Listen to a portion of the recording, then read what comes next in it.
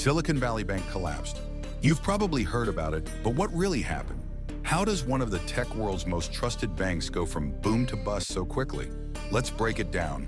First things first, Silicon Valley Bank, or SVB, wasn't your typical bank. It was the financial backbone of the tech startup world.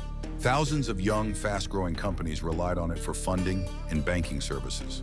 But in March 2023, everything came crashing down. South. What went wrong? Step 1, interest rates.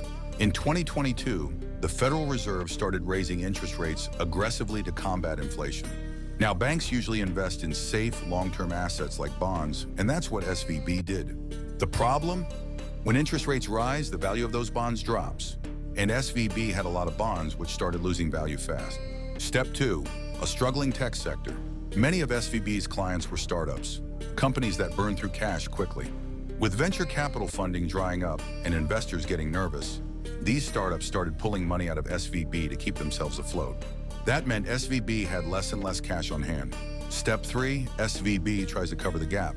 To manage the withdrawals, SVB had to sell off some of its bonds, but because of the interest rate hikes, they had to sell them at a massive loss, $1.8 billion to be exact. This move spooked everyone. Clients, investors, everyone started to panic. Step 4, the classic bank run. In less than 2 days, SVB's clients, mostly startups and venture capitalists, tried to pull out a staggering $42 billion. SVB simply didn't have the cash to cover that, and regulators stepped in.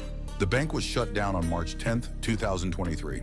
So, in just a few days, the combination of rising interest rates, a tech sector in trouble, and a loss of confidence triggered one of the biggest bank failures in U.S. history. Could it have been prevented? Maybe. But in the end, it came down to bad timing and bad management of risks. Let me know what you think.